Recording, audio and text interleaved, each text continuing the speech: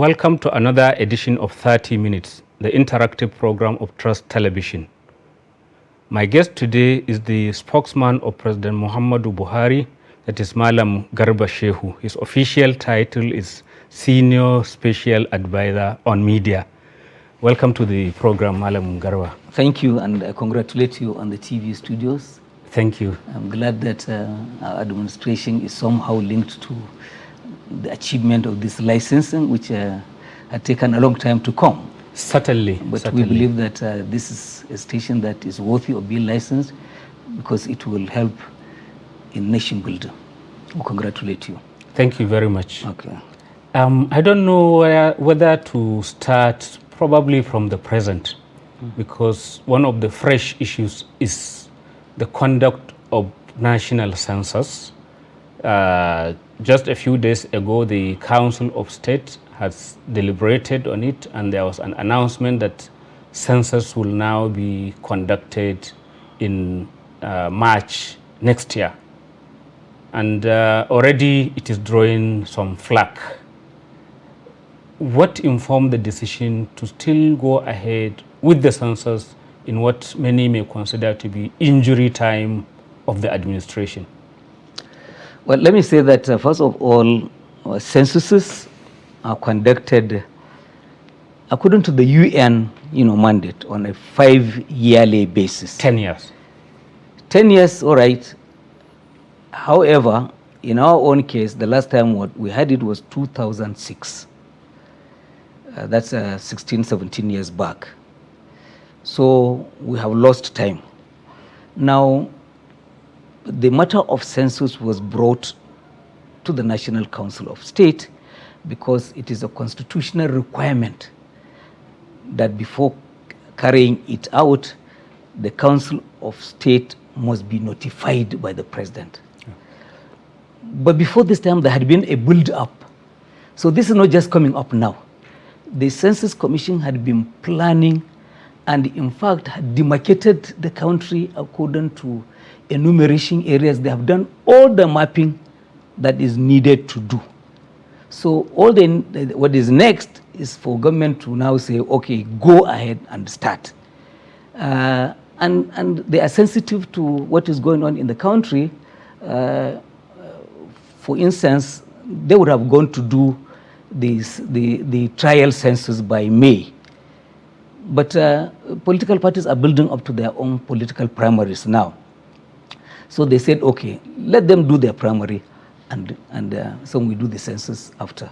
But the census, the dates they are making announcement on in March is about the time when the elections are still on. Probably the presidential election has just been done, then the ones of governorship and the national assemblies and all of that are and there. All the results have been known. April, May. So all the results will have been known. So there's no clash whatsoever. They have taken care to make sure that... No, but the date is March. March, April. By then, results will have been known. So there's no clash whatsoever. But the concern of people like the former Kaduna State governor, Dangiwa Umar, who issued a statement on the subject, is that, look, there is so much insecurity. A lot of people are displaced from their usual places of abode, and census is supposed to count people where they reside, not where they have had to go in search of refuge. He is entitled to his opinion, but he surprised me because having served at that level of government, he should know one thing. Because governments have a problem in area ABC, they don't stop progress in DEF. So the government must continue. What will happen if you go to the east in places that we've seen just recently, even an INEC official that is there for voter registration was killed and the whole place was thrown into mayhem? What do you do if you are in such places? Well, we hope nothing like that happens again. But it's been on and it seems to be continuing almost on a weekly or daily basis. Policemen have been killed. Whatever the case is that, we had, this was said about the election in Anambra State. They said, don't do election now because there is crisis, there is killing, there is violence. And government moved in and had conducted one of the most credible elections this country has ever seen. But some will say that is a one-off election. You can concentrate all the security forces in that area and conduct it. But when you are doing it nationwide, give the you administration are spread very thin. Give the administration the benefit that it deserves. The administration will ensure that the census is conducted 100% of the Nigerian territory. If for any reason a small percentage does not have it, the government would get it done at the appropriate stage. I mean, you mean all the communities in, say, the Northwest and the Northeast. Even as recent as 2 weeks ago, the Speaker of the Borno House of Assembly came out to say that actually his local government is still under Boko Haram's control.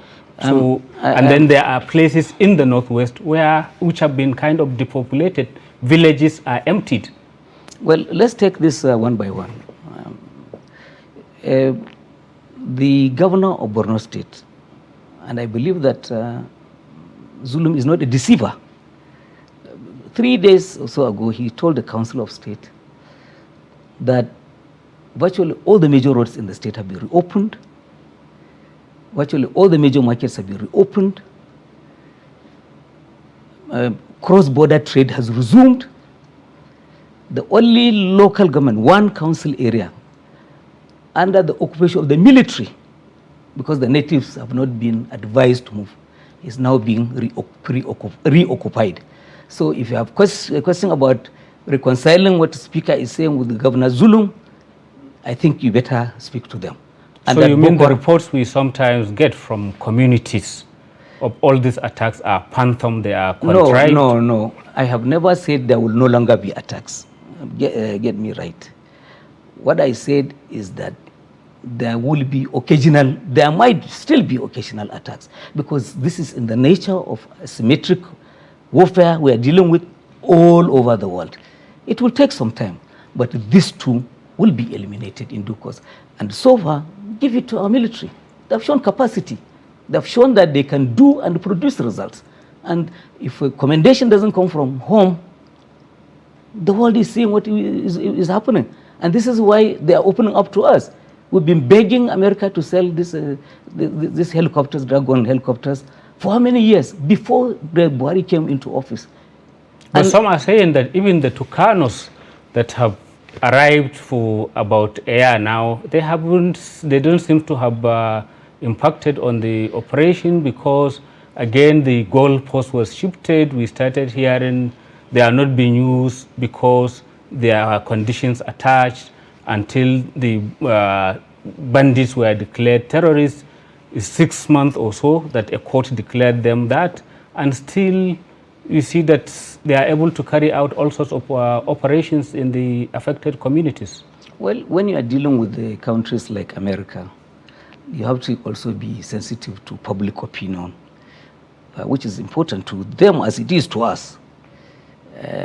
Yes, it is clear when they sold the Super Tucanos to the government of Nigeria, they were looking at what they call the Lihi law.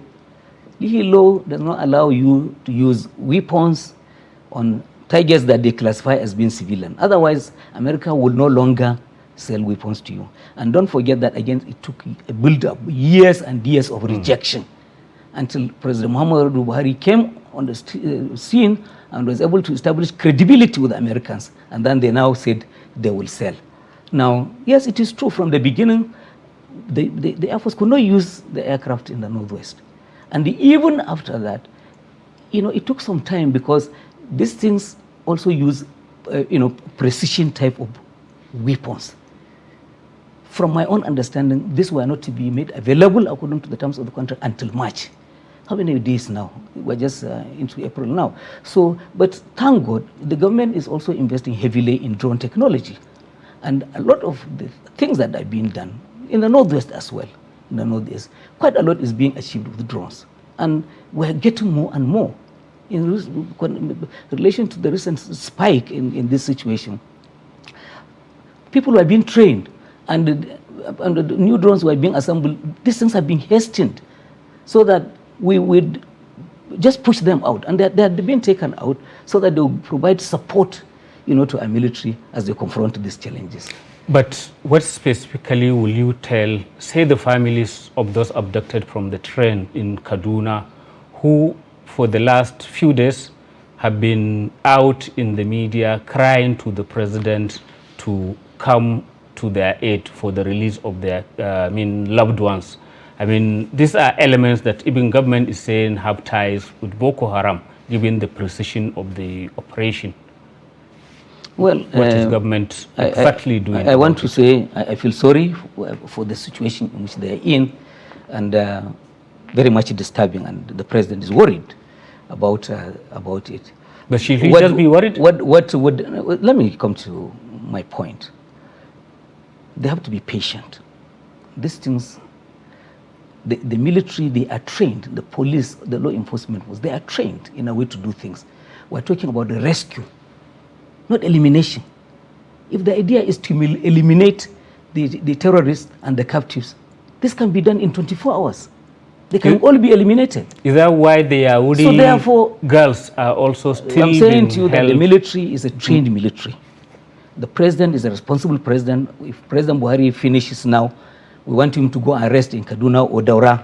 We don't want him to go to International Criminal Court. That's not the idea. Allow them, they have a methodical process for dealing with these things. Let them do it. As we speak now, even the railway, has been mended. They have tested it, and the trains are ready to go under protection by Air Force jets, aircraft, pending the time when the appropriate technology is acquired for the thing. And it is the parents, the families that are saying, don't resume.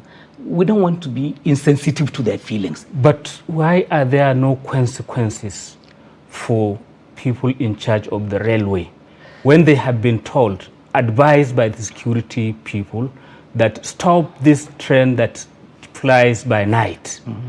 Because we have credible information of plans by criminal elements. Mm-hmm. And then we've seen even the railway MD has confirmed indeed the communication, and then he hasn't resigned, he hasn't been sacked. Same thing with the transportation minister, who is even talking of some contract that should have stopped that. And you have your view of it, and they have their own view. Look, in all the nations of the world, no country wants to be seen as submitting to terrorists. But otherwise, do you have to announce that? No. If you have to do that, there will be no end to it. So whether this is America or Europe or wherever, look at how they're dealing with these things. We cannot allow terrorists to set the rules for the country. They cannot govern our nation for us. But what happens if we do not have the capacity to protect our citizens who are in danger when the criminals strike? Like it happened in Kaduna, more than 2 hours before help could reach them. Get me right. Nobody would defend the failure of responsibility on the part of anyone. And please, when next we have Governor Amechi here on the program, ask him some of these questions. But the point I want to make at the level of government.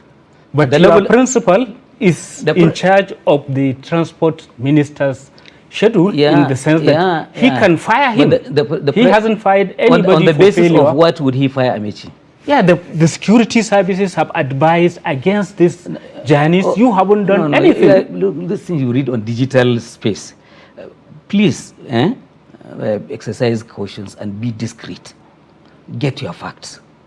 It's not everything. So you mean the security reports are false? There was no report saying that there could be these attacks. The president, the president I work for will not be told that point A, B, C will be attacked tomorrow, and he said do nothing. It's not going to happen.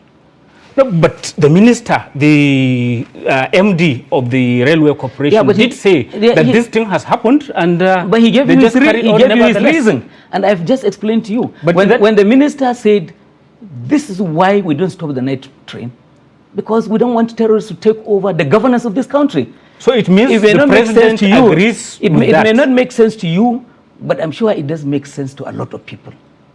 That terrorists should not set the rules for independent democratic nations.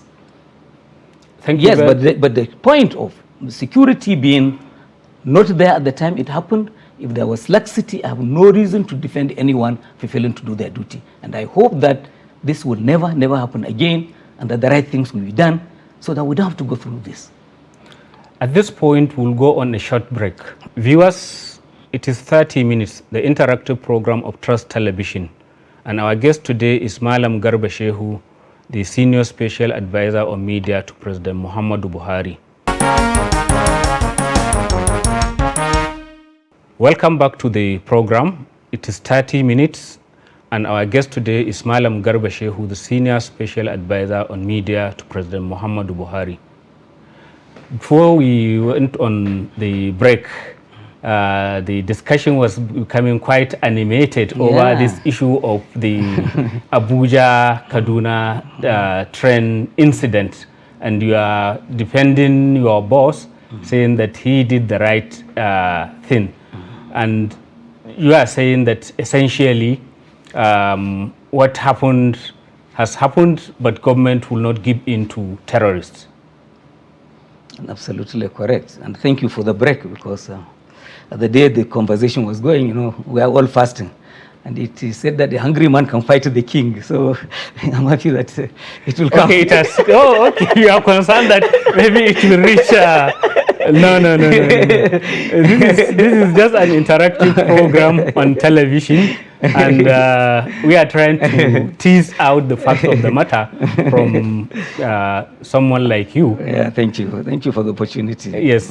So I wonder, I mean, aside from this train incident, the insecurity seems to be like escalating. And people are wondering, and they are actually saying that even the current set of people who are campaigning to replace Mr. President, that's President Muhammadu Buhari, do not need to get any new elements to campaign on. The same issue of insecurity, the same issue of fighting corruption and improving the economy, they are still germane today. What happened? Why is it so? Well, I don't think that, don't go that way, because President Buhari is different, is in a different mold. Those people, who do they have? Who are they presenting as candidates? So therefore, this question of... You mean including APC candidates? No, all I'm the saying aspirants. We said all that. So I thought you were talking about those outside our tent. No, I'm talking of those in the PDP, the APC, and all other and all political of them parties. That what about them? That it appears they are likely to campaign on the same issue, insecurity, the same issue of fighting corruption, then getting the economy better, because all of this are still in the woods. People managing ideas, operating in the ideational area, whether they are churches or mosques or media, they make their choices on what to focus upon when elections are there. And it is very clear, yes, I don't deny it, people are determined to make security the issue in the coming election. Even when probably there is no justification for it. Of course, you mean there is no justification for talking about security, that is not an issue? I'm saying that the media and all of us, the churches, the mosques, and the opinion leaders, they can also decide to make the economy the #1 issue. If they decide, they can also make infrastructure the issue. And so therefore, the choices are, we are a plural democratic society, and we don't deny people their right to make their own choices. But when people begin to generalize and speak in terms of wrong assumptions, we just discussed the Northeast now, and talking about the man in charge, Governor Zulum, talking about the resumption of across the border trade and all of that. And people are still determined not to give credit to anyone. The UN system, they are looking at Nigeria. Americans are saying, look, you guys are doing a good job. We help you, give you more equipment. People are not interested. So you can see that, yes, I understand, people are determined to drive this issue as the campaign election. But I tell you one thing, President Muhammadu Buhari will back whoever the APC chooses. And whoever campaigns against APC, we will leave them in the dust. They don't stand a chance. Okay, to the UN and other international bodies that you are just quoting, they have recently all advised against travel in the whole of North West. Isn't that a signal that the security situation is worrisome? Well, and I saw, of course, it was a big story for the day. And I'm not saying you have no right to do that. Media also make their own choices as to what to report. But in terms of accuracy of reporting, you have people on the ground that the UN does not have. And you are in a position to right what is wrong. 2 days ago, in fact, yesterday I called, there's a gentleman they call media strategist. For who? He also is a guest for your TV station. Oh, okay. I don't want to mention his name. Yes. On Channels Television, and he speaks to the media well. On Al Jazeera 2 nights ago, there he was saying that Kaduna has been cut off from the federal capital, and that people with families in cities of Abuja and Kaduna can no longer visit. That's somebody, they sell respectable security analyst from Nigeria. My sense is that the travel advisory is not new. It's not happening for the first time under the Buhari administration. It has happened many times across virtually all the states across the federation. The thing is that let's check and cross-check so that we help the world to find a better understanding of what is going on in the country. And even as reported by you, I remember that deep inside your report, you are mainly concerned for Kaduna, Niger, and Katsina. These are the 3 states you mentioned. Probably so, where there's a lot of criminal activities. Is 7 states, not 3. Yeah, so therefore, I think we ought to help them to get the facts right. That's my view. Okay, can we move on to corruption? It's one of the key principles of the Buhari administration. He campaigned on it, and he's been doing something on it. There was some kind of shock when, after the Council of States, the 2 governors that were prosecuted successfully by the anti-corruption bodies, that is Jolly Inyami of Taraba and Joshua Darie of Plateau, were pardoned. And are you not concerned that it sends the wrong signal at this moment when you say you are fighting corruption, and then the few instances where after 11 years or so, a decade of trial, and then within 2 years, they are all pardoned? Well, 2 things, Manera. One, I don't want to talk about the enormous powers of the president under Section 175 of the Constitution. The president has powers to pardon for all offenses with or without conditions. But this is not even the case. Yes. There are guidelines for doing these things. Among them, you have ill health, you have age, old age. Now, the Council of State, which supported the president in doing this, they are leaders of the country, past and present, all the governors of the states, and so on, Chief Justice, past, present, they have consciences. Look, that's why in the course of the deliberation, the other gentleman who had been jailed 120 years and was asked to go home after 6 months, said, no, this is not right, because we'll be sending wrong signal. So it's not as if we have lost it. There's conscience. But the point is, politics would creep in. It happens everywhere with the American presidents. When they pardon, people will look at the political angle and then they say, why are you doing this? It is because of politics. Look, let me tell you, the fact that someone had been convicted, the shame of the conviction itself, in many countries, is enough punishment. Sometimes you can go to court. In India, there are offenses for which 3 naira fine. The shame of being convicted. But what about somebody who stole a goat and is sitting there in prison for many years? And then there are, these are not the only sick people in prison, because usually the prison authorities tell us that there are lots of people who are very sick. It is because the media have chosen to focus on those 2, because they are politically exposed. And because the president have a name to fight corruption. They have a name recognition. But in the list of 168, you'd be surprised to know they are very low-level people who don't matter to the media. So therefore, nobody is talking about them. And to say that because there are pardons, and then the war against corruption is absolutely wrong. But let me tell you, I won't mention this governor's name, from the South who had been convicted abroad and he has come back to Nigeria. Yes. That governor can only go out at night now. They call him Godfather in his state. You cannot see that person attending a daylight meeting in Abuja or anywhere here because of the shame that that conviction has been brought. So these people have suffered. Don't take that. Then people should not make assumption that they have lost nothing. If you bring out Dari or Julian and take him to the soft box, put him there to go, who will come? So let's move on. Let's move on and to the political scene. You've touched on it. The vice president to Muhammadu Buhari has thrown his hat into the ring. I don't know how did the president see it?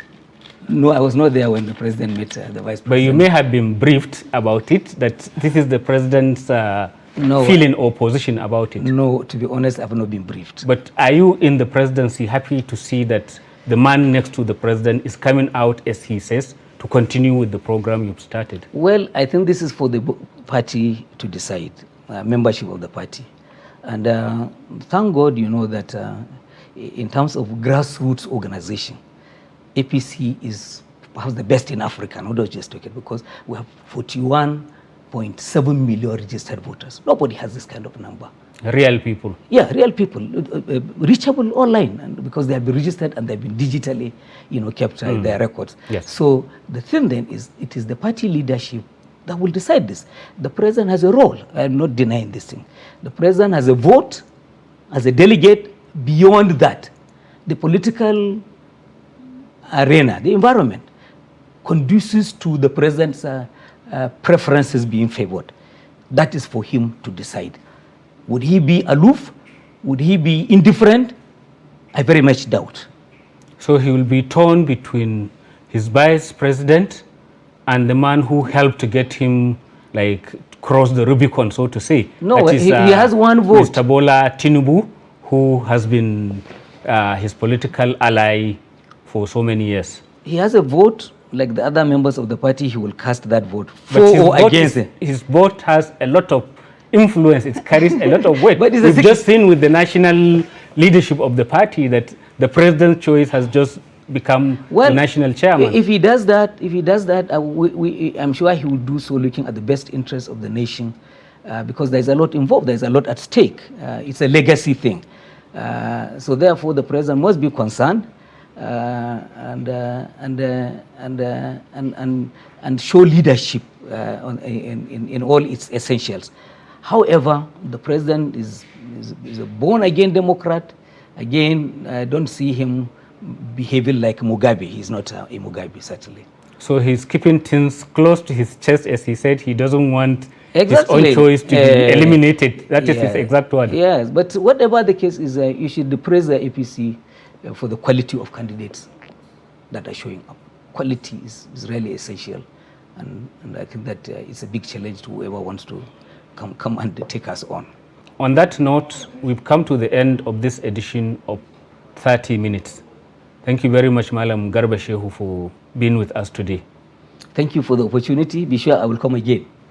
Thank you very much. Viewers, that is it. Keep at it with us.